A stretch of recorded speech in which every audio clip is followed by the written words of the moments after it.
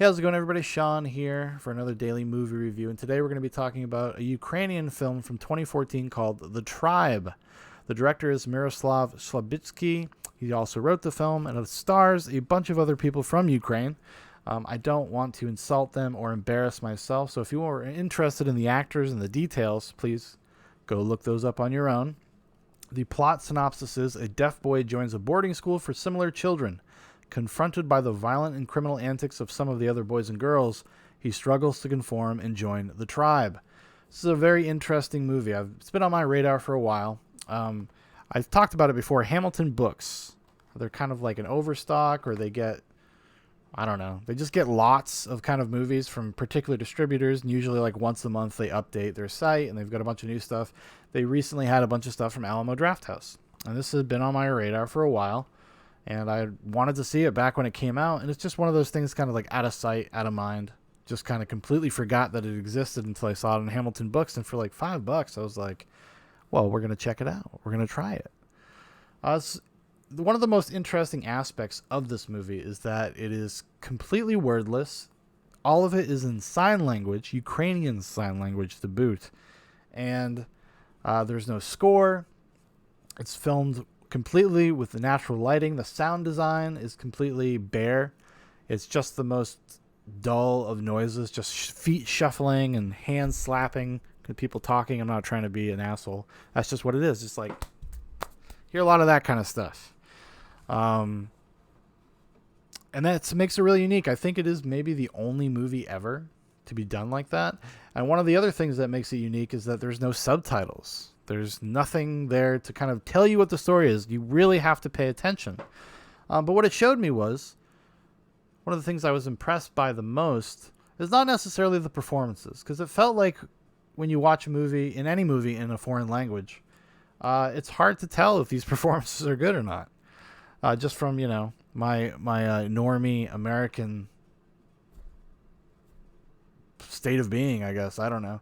So it can be hard to say if the performances are good. I do think they evoke and get across kind of what they intend to in the scenes. But it showed me how important things like body language are. And how just watching how a person reacts physically to something kind of tells you all you need to know. And a lot of it is on the actors, because the craftsmanship, while it is good, while it is interesting, it's very stark. The film only has 34 separate shots. So there's a lot of long takes, and you're just kind of following people. You're just watching scenes play out. It has a little bit of a glacial pace to it. It's not the snappiest movie I've ever seen or anything like that. And if I had a criticism for the film, I would say that maybe it's a tad too long.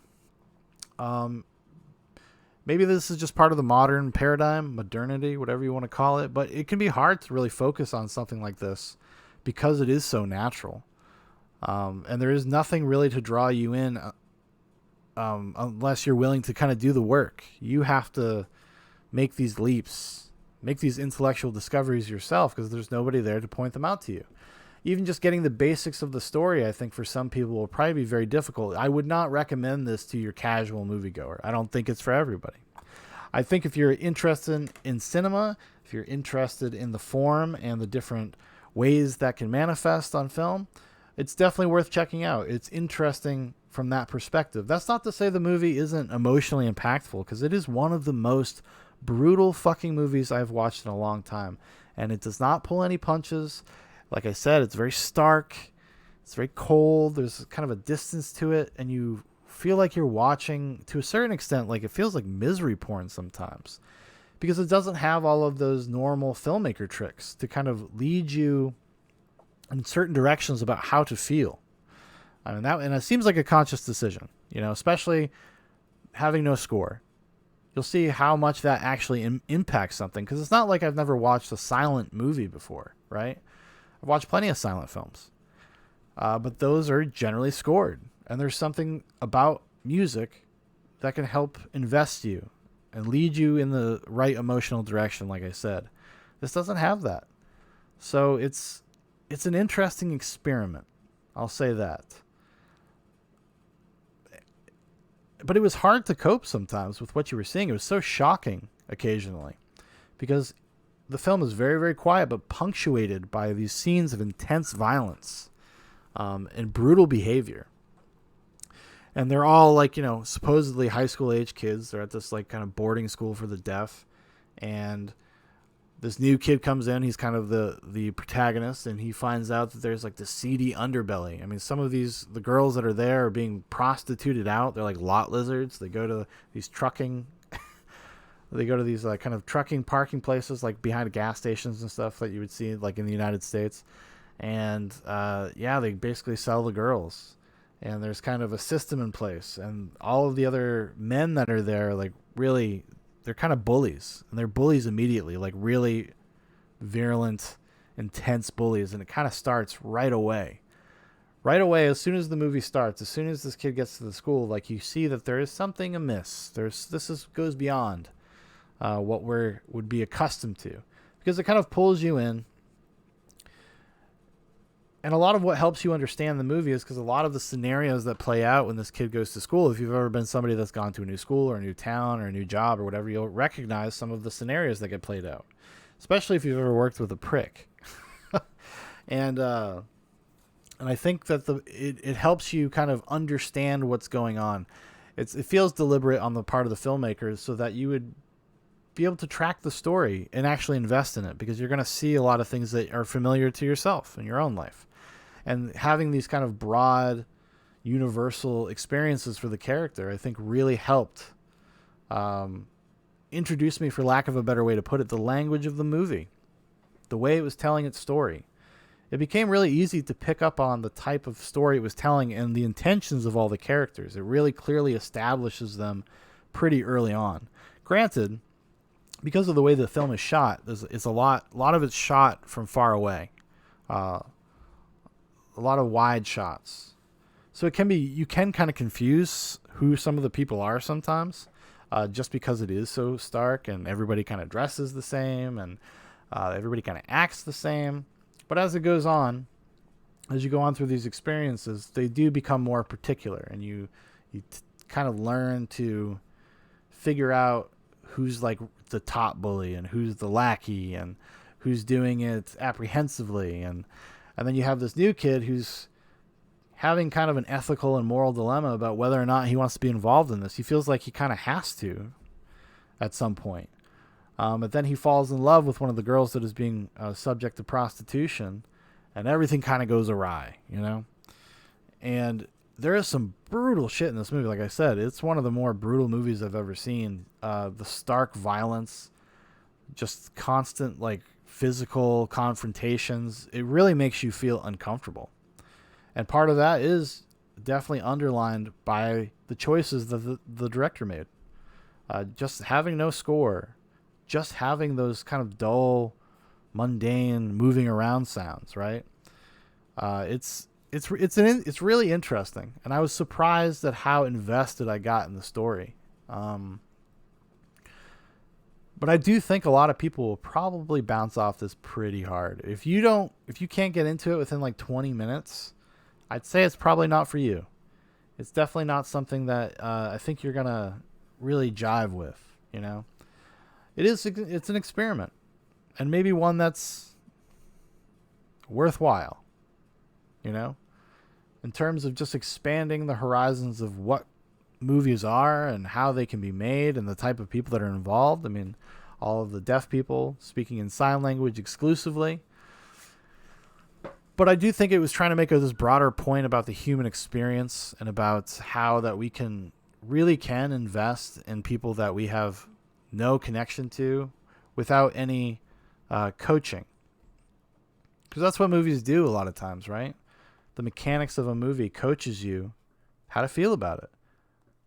This movie doesn't really do that so much. I mean, there's some brutal shit here. I don't want to spoil anything, but it's got just like uncomfortable sex scenes. It's got brutality. It's brutal violence from the kids beating the shit out of each other. It's got a backroom abortion at one point in the movie. That's like a really harrowing, really difficult to watch. It's just like a locked off shot for, it felt like an hour, but it was really probably more like 5 to 10 minutes, maybe like 7 minutes, split the difference there. Yeah, super interesting. Super interesting movie. But this is one I would categorize for cineasts only.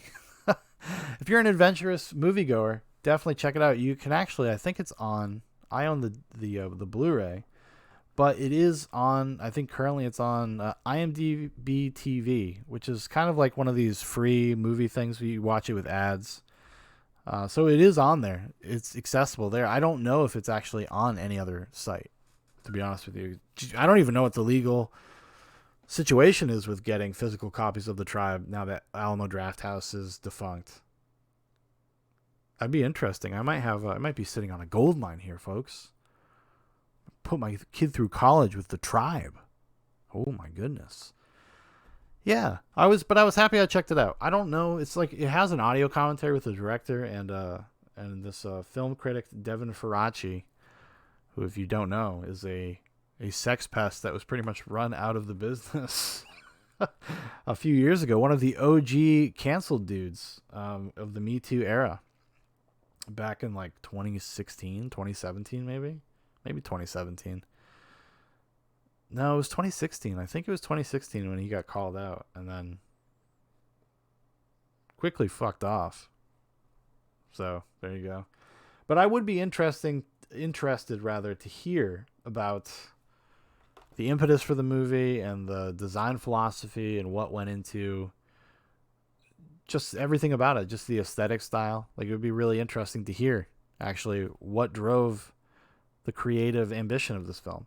It'd be interesting. This is not his first time dealing with this. I guess this is kind of an extension of a short film that he had made called Deafness, about deaf people.